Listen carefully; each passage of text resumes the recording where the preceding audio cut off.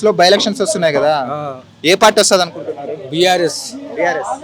ఎందుకని BRS? BRS ఆడు ఏం చేసిండు కాంగ్రెస్ వాడు ఒక హామీలు కూడా చేయలేడు ఏం చేయడు వచ్చి ఒక ప్యాకెట్ కట్టిండా ఒకటి రోడ్డు చేసిండా ఒకటి స్కూల్ కట్టిండా ఒకటి మెడికల్ కాలేజీలు కట్టిండా ఏం చేసిండని కాంగ్రెస్ వస్తుంది పింఛని చేస్తలేడు బీఆర్ఎస్ వస్తుంది ఫుల్ మెజార్టీతో మొన్ననే చెప్పింది టీవీలో ఫుల్ మెజార్టీతో బీఆర్ఎస్ వస్తుంది అంతే.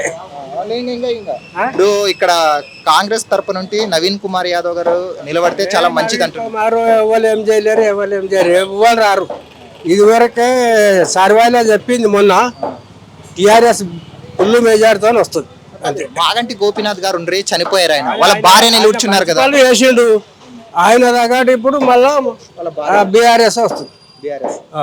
బీజేపీ గాని ఉంది కదా, బీజేపీ అయితే అసలే రాదు కాదు కాదు. ఇంకోటి ఇప్పుడు కాంగ్రెస్ అధికారంలో ఉంది కదా, అధికారంలో ఉన్న పార్టీ వస్తే డెవలప్మెంట్ కానీ ఏం చేస్తలేడు చేయండి ఎట్టగానే వస్తాడు ఏమైనా పనులు చేస్తే రోడ్డు పోయింది డెన్నిస్ పోయింది ఎవరు చేసేవాడు లేడు. ఆ గోపినాథ్ ఉన్నాక ఒకసారి చేయించాడు అది చచ్చిపోయిన నుంచి ఎవరు చేస్తలేరు మళ్ళీ ఏడికెళ్ళి వస్తుంది.